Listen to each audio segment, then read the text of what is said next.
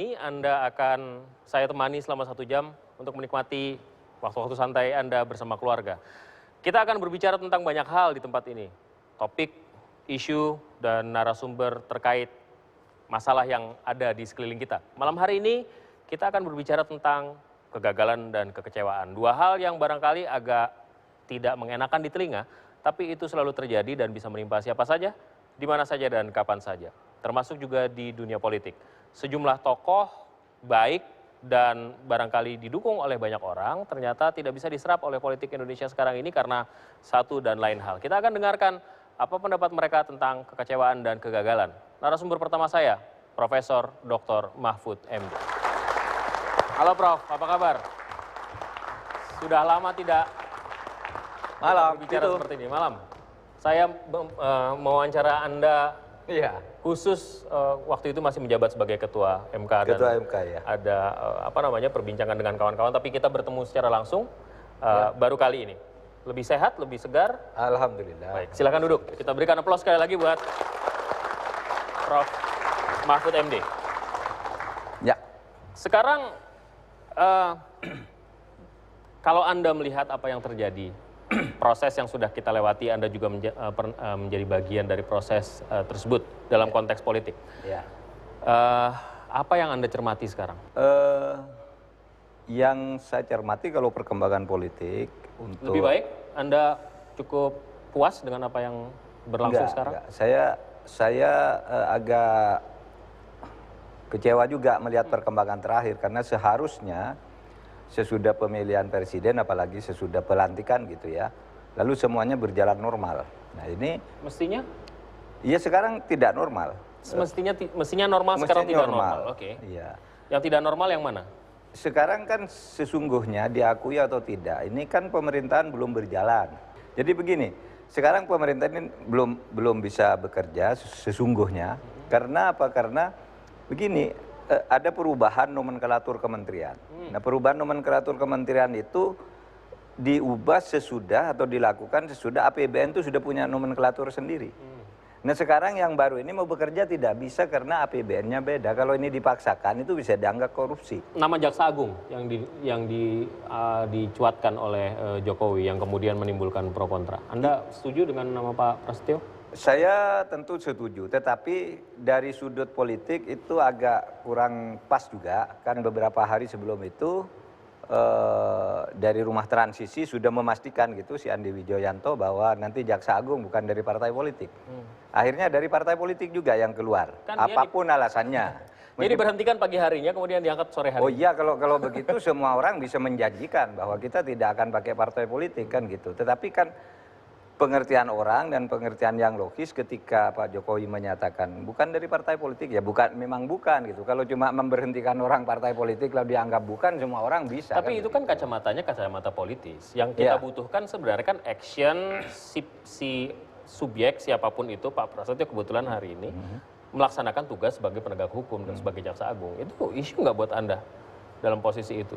Iya, bisa saja. Kita sebenarnya kan belum tahu Pak Prasetyo ini bisa berbuat baik atau tidak. Itu nanti. Track recordnya diragukan sejumlah orang. Iya.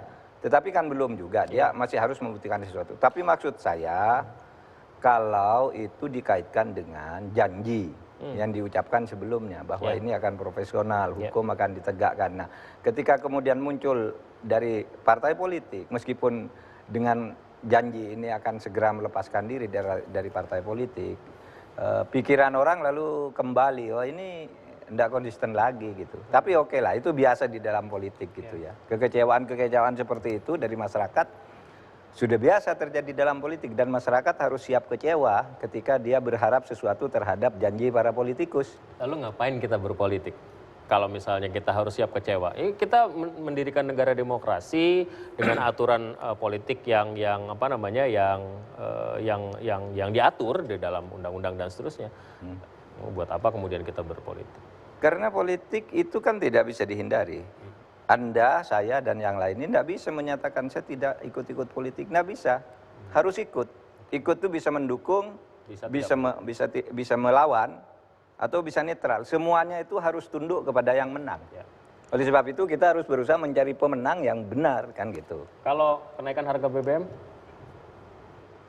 Rasional saya terima, saya setuju dan memang itu harus dialihkan. Tapi Saya kira itu objektif saja gitu, objektif saja. Bahwa kemudian timbul gejolak yang menurut saya agak kurang kurang cermat dilakukan. Bagaimana pemerintah mengendalikan kenaikan harga-harga lain kan gitu. Anda termasuk politisi yang rasional menurut saya. Nah, pertanyaan saya, dalam posisi sekarang ini Anda favor kepada Jokowi JK, pemerintah sekarang, atau against mereka? Saya tidak against mereka. Silakan jalan begini. Saya sportif saja. Saya bukan pendukung Jokowi JK. Tetapi ketika hasil pemilihan lalu rakyat menyatakan mereka yang menang, ya saya harus terima dan tidak boleh diganggu.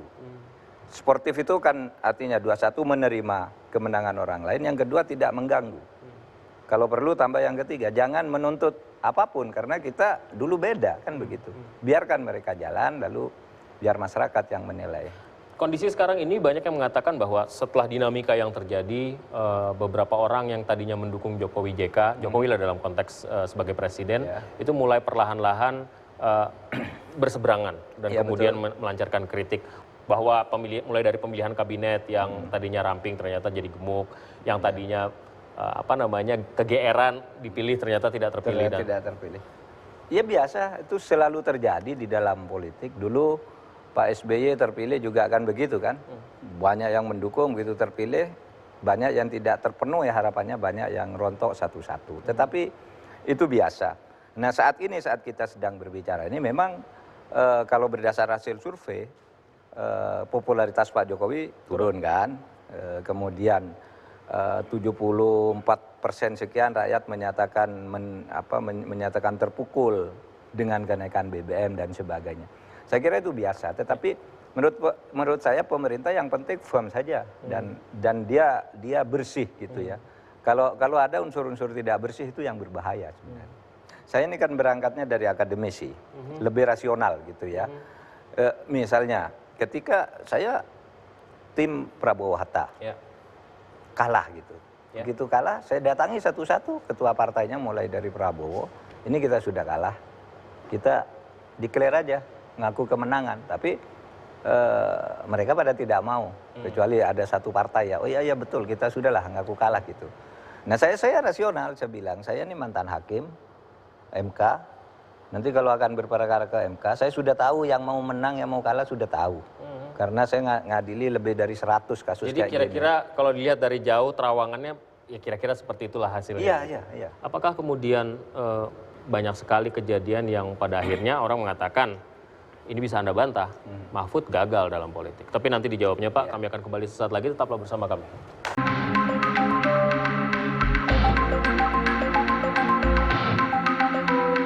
Nama Mahfud MD sempat digadang-gadang masuk dalam bursa calon presiden Partai Kebangkitan Bangsa. Bermodal pengalaman dan berani melakukan terobosan, Mahfud MD maju memperebutkan kursi RI 1. Namun nyatanya harapan tak sesuai dengan kenyataan. Kecilnya perolehan suara PKB di pemilu 2014 membuat Mahfud MD harus menelan kekecewaan tak masuk dalam bursa calon presiden RI. Sedangkan PKB yang sebelumnya mendukung Mahfud MD sebagai calon presiden justru memilih berkoalisi dengan PDIP yang mengusung Joko Widodo. Gagal meraih kursi calon presiden, Mahfud MD tak patah arang. Namanya kembali disebut-sebut masuk dalam bursa wakil presiden Joko Widodo. Sayang, keberuntungan kembali tak berpihak. Partai koalisi memilih Yusuf Kala sebagai calon wakil presiden untuk mendampingi Joko Widodo. Ya, kursi calon presiden, calon wakil presiden hilang di genggaman tangan. Mahfud MD pun mengambil keputusan mengejutkan.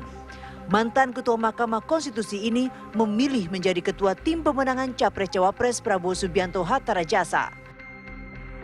Keputusan Mahfud ini sontak menuai kontroversi. Meski pada akhirnya ia mundur dari tim pemenangan karena gagal membawa Prabowo Hatta ke puncak pimpinan.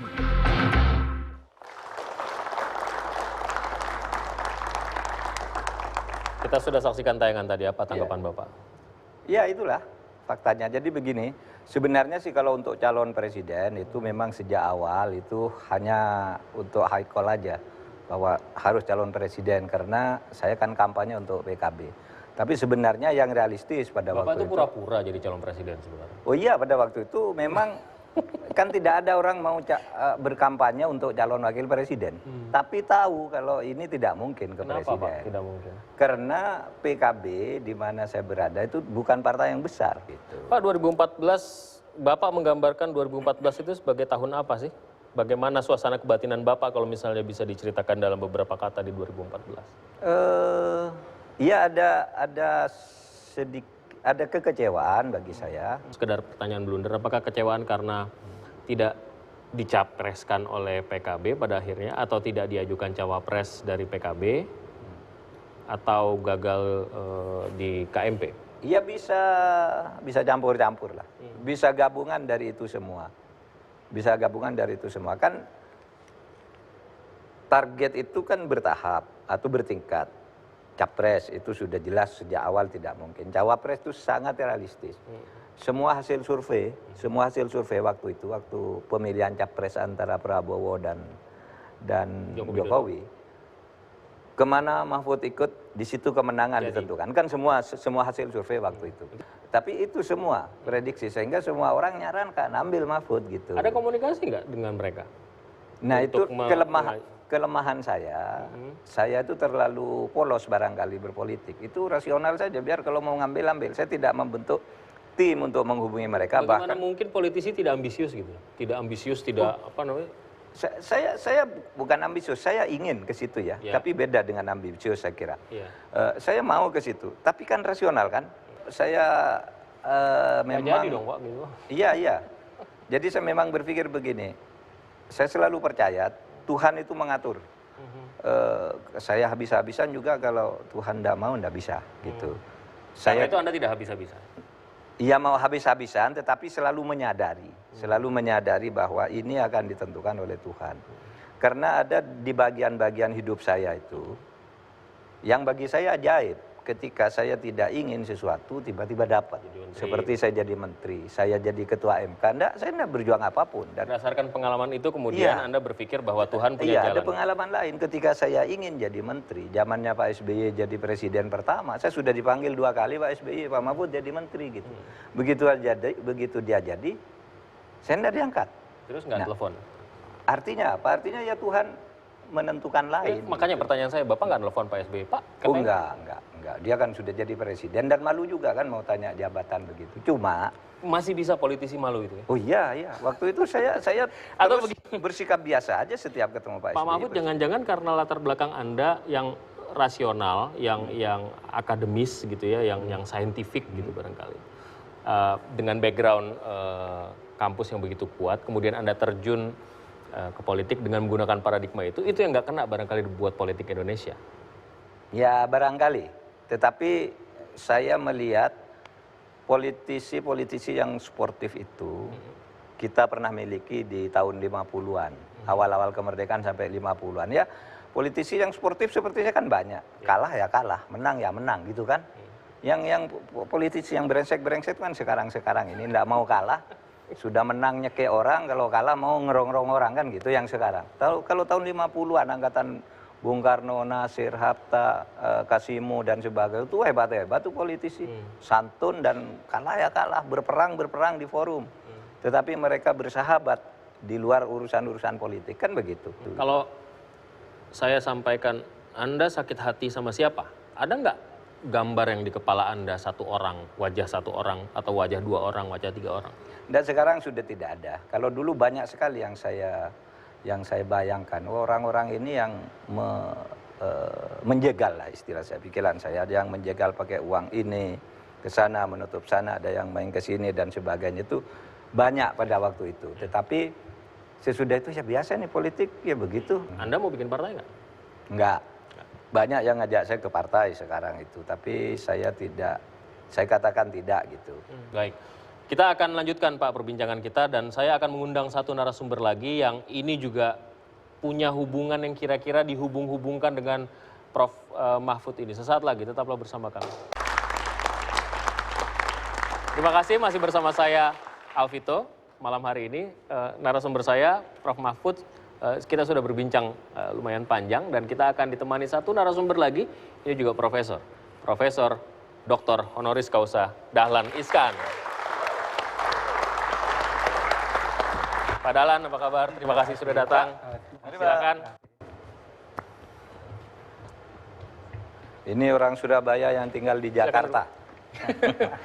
Dua orang ini, Pak Dahlan dan Pak Mahfud adalah dua nama yang cukup populer sebenarnya. Digadang-gadang sebagai calon. Bahkan pasangan sebetulnya. Pemimpin kita. Nah ini juga menarik.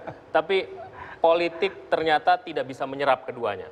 Entah jalannya seperti apa. Kalau misalnya Anda punya kesempatan, siapa yang jadi capres, siapa yang jadi cawapres? Karena ini dua-duanya sebenarnya banyak orang yang berharap bahwa Bapak ini akan berpasangan. Siapa yang jadi calon presiden dan siapa yang jadi cawapresnya? Saya kira kalau saya dengan Pak Mahfud ini bisa saling mengerti sehingga diadakan survei aja kecil-kecilan siapa yang diinginkan jadi capres. Ini kan 5 tahun. Tahun pertama presidennya Pak Dahlan, tahun kedua Pak Mahfud. Gitu gantian juga bisa barangkali. Bisa juga lah. Pokoknya saling mengalah. Pak Dahlan pernah mengatakan kalau misalnya saya maju, saya memilih Pak Mahfud untuk jadi. Betul waktu itu. Kenapa Pak? Karena saya tahu bahwa komitmen Pak Mahfud di bidang hukum itu luar biasa tingginya.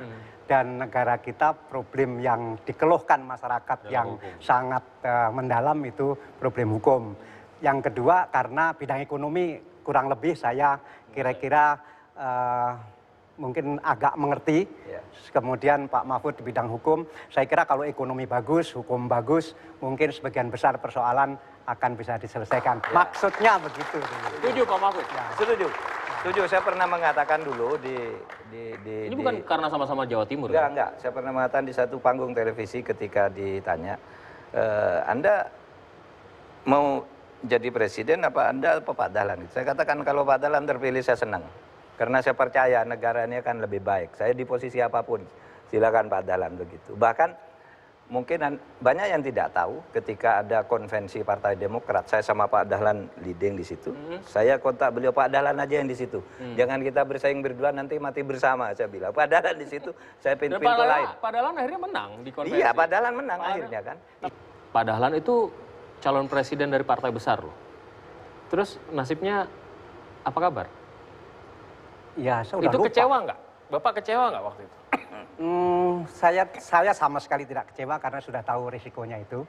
Dan orang harus tahu bahwa masuk politik harus siap kecewa. Ini bukan lip service ala politisi kan Pak? Karena Pak Mahfud juga mengatakan hal yang sama. Ini bapak-bapak berdua rasional sekali pandangannya terhadap nasib yang dialami di dunia politik. Karena hidup ya begitu. Kadang-kadang hidup kan tidak harus menemukan apa yang diinginkan. Nggak marah gitu, nggak kesel sama sekali, nggak yang ya sakitnya tuh di nih. sini. Oke. Bagaimana kemudian Dan di sini. dan di sini. habis berapa ngomong-ngomong? Di dompet. Iya makanya. Gimana? Enggak lah, saya lebih baik melakukan apa yang terbaik untuk saya lakukan. Saya sekarang sudah bertekad untuk terjun ke sosiopreneur dan Sosiopreneur. ya Kaliandra. Oke. Kemudian saya juga bertekad untuk mengabdikan diri saya untuk ilmu pengetahuan, terutama bidang kedokteran. Oke. Saya sekarang menjalani stem cell, berbagai jenis stem cell. Itu bisa awet muda Pak ya stem cell itu? Mudah-mudahan begitu, karena rambut saya pun juga semakin hitam. Jadi, regenerasi terus selnya menjadi semakin segar. Dan mudah-mudahan selnya lebih baik. Membuang sel yang jelek, Ya. menumbuhkan sel yang baik. Nah, Ya? saya lagi konsultasi dengan dokter yang menjalankan stem cell saya. Bisa nggak dilakukan revolusi sel sehingga sel-sel yang perilaku kurang baik itu selnya diganti menjadi sel yang baru begitu. Baik, Ya. baik. Kita akan berandai-andai. Saya mulai dari Pak Mahfud. Pak Mahfud, pertanyaan yang akan saya sampaikan, jika Anda menjadi capres, siapa di antara tiga ini yang Anda pilih jadi cawapres? Kita lihat di layar. Jawabannya iya atau tidak? Iya atau tidak? Tidak. Lanjut.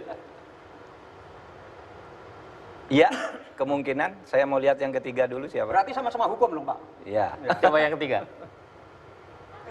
Tidak. Oke. Kenapa? Yang pertama, kenapa cepat banget tidaknya? Satu rumpun, tidak mungkin secara politik. Itu bahasanya halus itu. Iya, satu rumpun ya, sama-sama PKB, sama-sama NU. Kan secara politik agak susah juga. Bukan masalah sakitnya di sini. Oh, itu dulu udah selesai. Oh, udah selesai.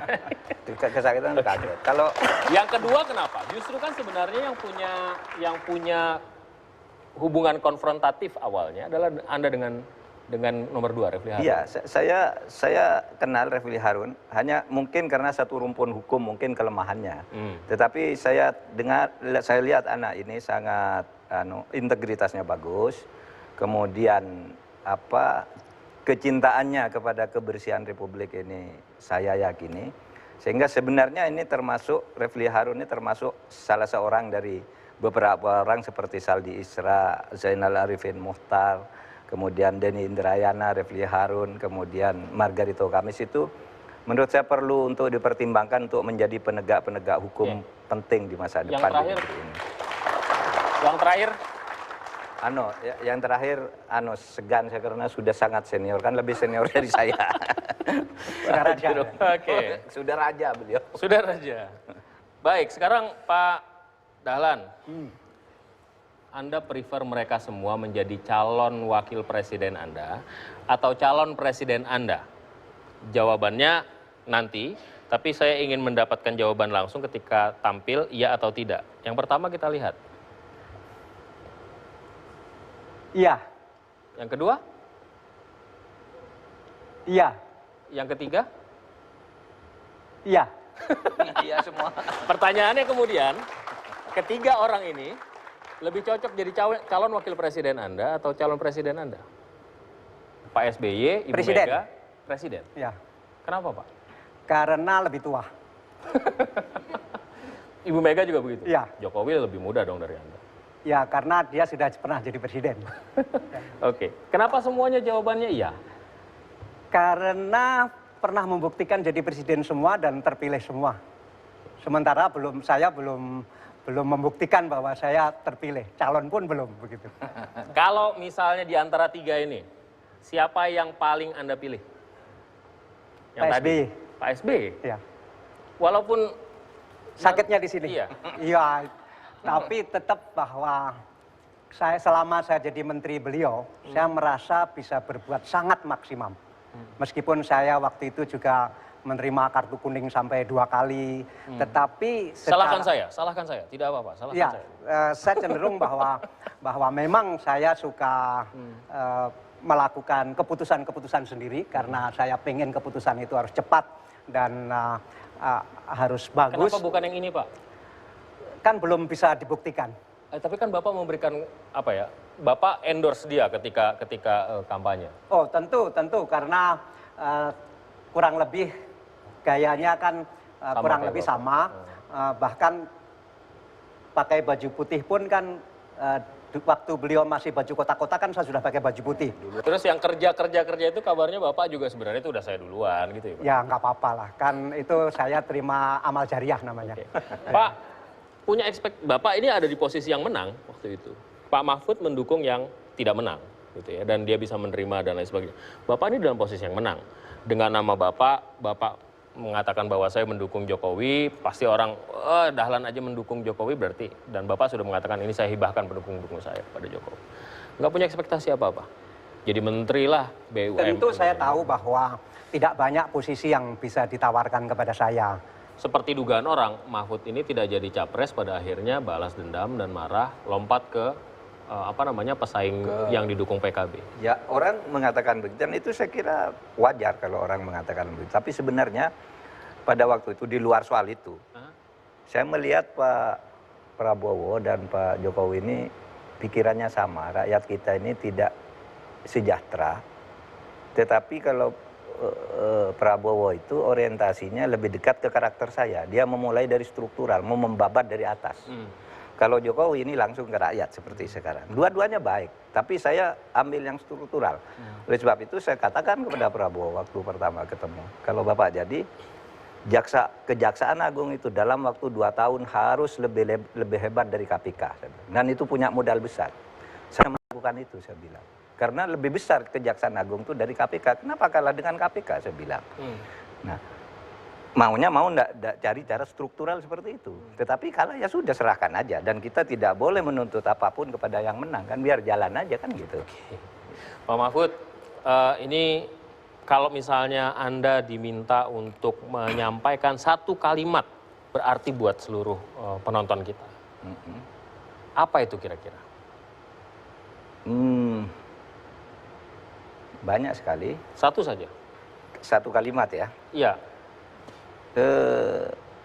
Ya kadangkala Anda mengharapkan sesuatu secara memperjuangkan sesuatu secara habis-habisan, dan Anda anggap itu baik, tapi ternyata tidak dapat. Tetapi ada kalanya Anda tidak berpikir apapun tentang sesuatu yang baik, tiba-tiba Anda dapat kebaikan itu. Itulah kekuasaan Tuhan.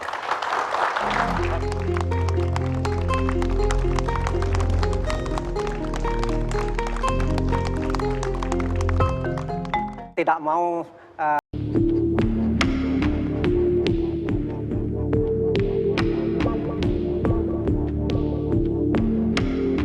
Sepak terjang mantan Menteri BUMN Dahlan Iskan tak perlu dipertanyakan. Tindakannya yang spontan dan gaya bicaranya yang ceplas-ceplos membuat publik pun bersimpati. Bermodal dukungan publik, Dahlan menetapkan hati maju dalam Pilpres 2014 silam sebagai calon presiden. Namun karena tak memiliki kendaraan politik, Dahlan Iskan mengikuti konvensi Partai Demokrat. Meski akhirnya menjadi pemenang, Dahlan Iskan harus gigit jari. Suara Demokrat dalam pemilu 2014 tak sesuai harapan. Langkah Dahlan Iskan menjadi calon presiden pun akhirnya terhenti. Tak bisa maju dalam Pilpres 2014, nama Dahlan Iskan sempat dikabarkan masuk dalam daftar kabinet Joko Widodo JK. Namun pada akhirnya nasib yang berbicara, nama Dahlan Iskan tak masuk dalam jajaran Menteri Jokowi. Meski tak masuk dalam kabinet kerja, Dahlan Iskan tak sakit hati. Ia mengaku tetap mendukung pemerintahan Joko Widodo dan Yusuf Kala. Malam hari ini, tanpa mengurangi rasa santai para penonton di rumah, kita bicara tentang kekecewaan dan kegagalan. Apakah tahun 2014 menurut Anda adalah tahun kegagalan buat Anda? Dan Anda kecewa dengan apa yang terjadi? Saya nggak pernah begitu. Saya nggak pernah. Saya bilang bahwa sakitnya di sini tadi itu kan saya harus sering guyon. Tapi sebetulnya nggak seperti itu. Padahal serius. Iya, nggak sakit. Karena begini ya, sakit itu kalau kita tidak punya harapan atau itu satu-satunya yang diincar. Sementara orang seperti saya kan pada masa seperti apapun kan bisa cari kesibukan sendiri. Lepas dari posisi bahwa Anda menang di konvensi dan kemudian gagal dicalonkan, Anda tetap punya ekspektasi menjadi sesuatu, artinya masuk dalam jajaran kabinet Jokowi kan? Karena itu kemudian Anda mendukung dia ketika masa kampanye. Waktu saya mendukung Pak Jokowi, saya tentu sedikit ada keinginan siapa tahu bisa ikut membantu beliau. Tetapi saya juga sudah menghitung kesempatan itu tidak terlalu besar karena saya tidak mau kalau jadi menteri yang kira-kira saya tidak akan bisa berbuat banyak. Bapak sedikit banyak pasti bersentuhan dengan Jokowi karena Bapak juga sudah memberikan penilaian. Tapi kalau misalnya dibandingkan dengan Pak SBY misalnya, mana yang lebih bagus menurut Anda? Saya terus terang belum bisa menilai karena tidak fair kalau saya menilai sekarang. Yang jelas bahwa yang saya bisa menilai kan Pak SBY. Saya kena kartu kuning 2 kali, itu bagi saya konsekuensi dan tidak membuat saya takut, tidak membuat saya terbelenggu karena. Tapi Bapak merasa waktu itu posisi Bapak benar? BTN misalnya? Saya benar dan beliau juga benar. Oke. Ya itu jawaban politis itu? Enggak. Di dunia ini kan tidak harus kebenaran itu satu. Jangan sampai orang punya pendapat kebenaran atau itu karena satu. Ya di atasan saya ya udahlah nggak apa ya udahlah. Oke. Saya salah lah. Enggak. Dua-duanya benar. Bahwa misalnya waktu saya mengganti satu direktur utama perusahaan yang sangat besar, kemudian beliau marah. Menurut saya wajar kok presiden marah karena menterinya mengganti direktur utama perusahaan yang begitu besar tanpa lapor beliau. Misalnya. Waktu itu Anda tidak melapor ke Pak SBY? Enggak, karena kan saya punya wewenang itu. Oke, berarti Pak SBY yang salah waktu itu? Beliau betul sebagai presiden ini begini besar, masa presiden tidak dikasih tahu? Begitu, betul juga. Baik. Kalau misalnya Bapak katakan saya berpikir-pikir lagi untuk kayaknya nggak cocok saya di sini, ini berarti say goodbye nih? Politik and me end? Nggak juga bisa bilang begitu, karena tidak mau ketipu dua kali. Ketipu dalam keadaan terperosok lah ya. Kalau ketipu kelihatannya kok ada yang menipu. Konvensi Demokrat Ya, menipu padahal ini kan lebih, Nggak, saya kira... jawab dulu, ini konvensi Demokrat menipu Bapak? Ya, saya kira terperosok lah ya. Terperosok. Ya, katakanlah begini ya, katakanlah konvensi Partai Demokrat. Ya. Begitu saya tahu bahwa pengumuman hasil konvensi baru akan dilakukan setelah penutupan pendaftaran calon presiden, maka saya tahu, oh, nasib saya sudah berakhir. Nah, sehingga perdebatannya waktu itu kan karena saya tidak bisa membuat Demokrat lebih populer. Itu masuk akal. Jadi saya bisa menerima. Ya. Pertanyaan lain adalah... Bapak nggak excuse, kan Demokrat juga punya banyak masalah yang nggak bisa saya selesaikan semua. Itu masalahnya. Tidak. Orang yang unggul adalah orang yang tidak mencari kesalahan itu di tempat orang lain. Itu ciri khas orang unggul. Nah, kemudian yang kedua, ada yang berprinsip bahwa suara Demokrat tidak bisa naik karena belum menentukan siapa calon presidennya ketika pileg belum dilakukan. Ya. Nah, sehingga mana yang betul saya tidak tahu. Tapi kan Bapak ikut konvensi kan harapannya kan memang... saya ikut konvensi juga bukan karena saya ikut, saya diminta ikut. Oke. Ya. Dan Bapak mau. Ya. Gitu. Ya itu sama saja kan sebenarnya. Sama saja. Bapak punya keinginan. Sama saja. Kalau misalnya ditanya, kalau misalnya Bapak tidak berpolitik lagi, itu alasannya karena apa? Terperosok. Tapi kekecewaan itu juga tidak menyurutkan Bapak untuk membuka peluang untuk mungkin karena pertama saya laki-laki. Penyakit semua laki-laki adalah kekuasaan. Oke, itu Bapak akui? Iyalah, itu kan ilmu pengetahuan. Ya, kan itu ilmu. Bapak bilang, saya sih enggak sih sebenarnya. Itu bohong lah. Itu bohong. Jadi seorang Dahlan juga punya ekspertise? Iyalah, saya kan semua laki-laki juga. Ya. Itu seperti wanita melihat tas lah, begitu. Atau seperti wanita melihat sepatu. Ya. Udah, itu diakui tidak diakui seperti itu. Tinggal kemampuan mengerem diri saja seberapa besar. Dan kemampuan mengerem diri itu dikaitkan dengan karena Bapak realistis atau tidak. Bapak laki-laki punya will untuk politik, menjadi penguasa ya. Kedua, misalnya secara finansial katakanlah tidak kurang. Berarti keinginan untuk mencari posisi itu tidak ada, tetapi yang dicari adalah kekuasaan. Kan dalam hidup kan ada beberapa tingkat sukses. Sukses pertama adalah ketika berani mengatasi rasa takut. Kedua, bagaimana confident. Ketiga, bagaimana berkuasa. Keempat, bagaimana melanggengkan kekuasaan. Baru kelima, bagaimana melawan umur. Itu stem cell tadi jawabannya. Ya. Pak, Bapak katakan tadi saya belum bisa memberikan komentar terhadap apa yang dilakukan oleh Jokowi. Tapi ya Bapak dengan sense jurnalistik yang Bapak punya sebagai wartawan kawakan pasti sudah bisa mengukur. Kita lihat beberapa fenomena yang terjadi mulai dari pembentukan kabinet, bagaimana kemudian kabinet itu demikian akomodatif sesungguhnya, bagaimana kemudian tiba-tiba harga BBM harus dinaikkan, bagaimana kemudian seorang Prasetyo dijadikan jaksa agung. Dari semua fenomena ini Bapak melihat Jokowi on the track melaksanakan kerja dengan baik atau menurut Bapak udah mulai? Ya, yang jelas Pak Jokowi mulai realistis lah bahwa dalam realita politik itu tidak seideal yang diinginkan. Bahwa terpaksa mengangkat ini, terpaksa mengangkat itu, ya realitas politik seperti itu. Kalau misalnya Anda menjadi penasehat Jokowi, apa nasihat Anda untuk dia sekarang ini? Ya, BBM sudah terlanjur dinaikkan ya. Padahal menurut Anda nggak perlu naik? Tergantung. Misalnya begini, harga minyak mentah kan lagi rendah sekarang. Tetapi kan rupiah kan 12.000. Ya. Sebetulnya kalau harga minyak mentah tinggi, kemudian rupiah 12.000, itu memang harus naik. Tapi karena sekarang harga minyak mentah rendah, tapi rupiah 12.000, bisa nggak rupiahnya ini Diturunkan. yang diperkuat? Kalau rupiah bisa kembali sampai 9.000, memang Tidak sebetulnya tidak perlu naik. Ya. Baik, kita akan lanjutkan. Saya akan kembali sesaat lagi, tetaplah bersama. Kita masih bersama Pak Dahlan Iskan. Nama Anda begitu populer di sosial media. Kita menunggu aksi-aksi Bapak ini sebenarnya. Aksi-aksi yang sebenarnya ya lepas dari kemudian orang menganggap bahwa Bapak melakukan itu semata-mata untuk image Bapak, pencitraan Bapak untuk kepentingan kontestasi politik. Tapi kita masih, Dahlan ngapain lagi ya, abis ini ngapain lagi gitu. Kenapa itu berhenti? Karena ini udah stop, kontestasinya sudah selesai, ya 5 tahun lagi nanti tahun 2017, 2016 kita mulai lagi atau gimana? Saya betul-betul tidak berhenti.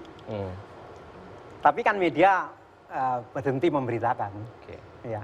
Atau ini pertanyaan blundernya, atau Bapak nggak meng-engage media waktu itu? Kalau kemarin-kemarin meng-engage media untuk... Misalnya waktu saya buka jalan tol, apakah saya mengajak media? Tidak, ya itu Tidak. Apakah ketika saya membersihkan toilet bandara, saya mengajak media? Tidak. Tapi Tidak gambarnya ada. Ya, saya tidak tahu.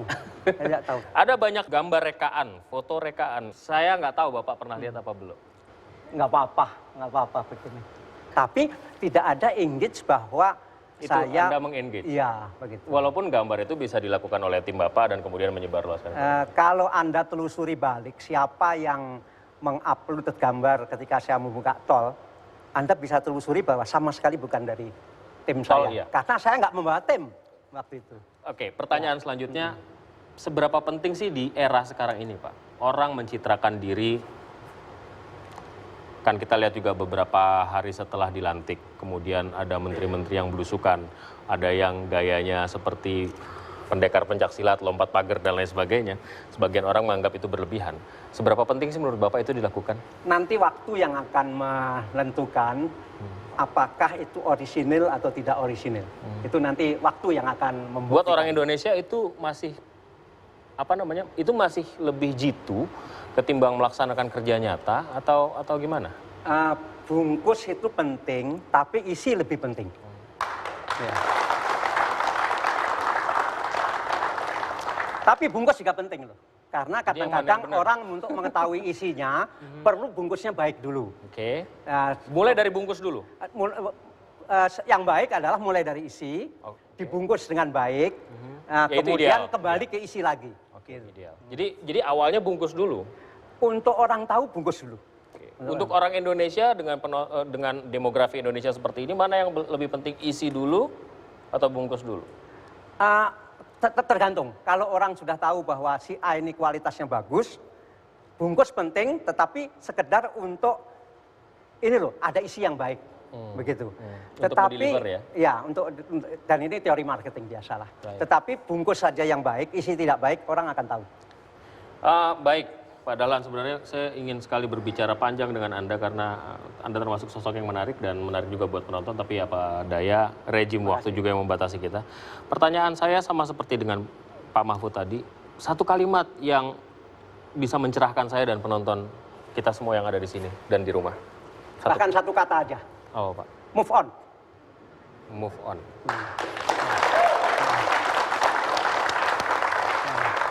Baik, terima kasih Pak Dahlan, sukses selalu. Kita sudah berbicara panjang lebar dengan dua narasumber hebat kita. Sayang sekali politik Indonesia tidak bisa menyerap mereka, orang-orang hebat ini yang bisa memberikan warna barangkali buat politik kita di masa-masa sekarang ini. Sampai di sini, saya menemani Anda, kita akan jumpa lagi minggu depan. Sampai jumpa.